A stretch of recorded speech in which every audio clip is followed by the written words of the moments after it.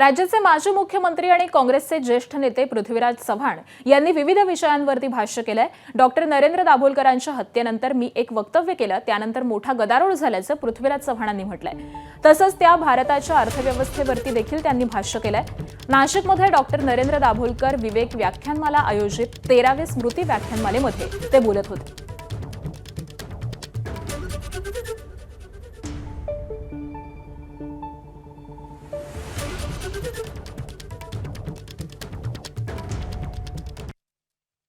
डॉक्टरांचा आमचा एका जिल्ह्यातले असल्यामुळे आणि एका विचाराचे असल्यामुळे खूप स्नेहसंबंध होता।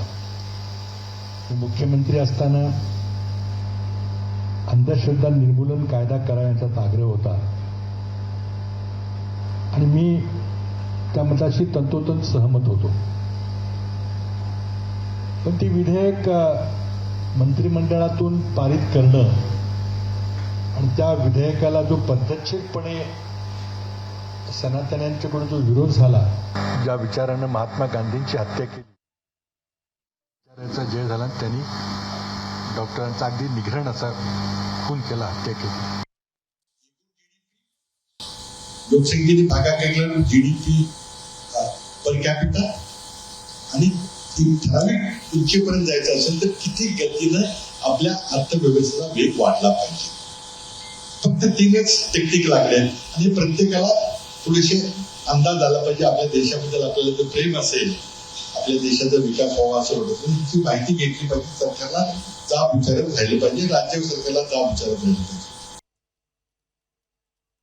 जगात सर्वात जास्त निरीक्षकांची संख्या भारतात,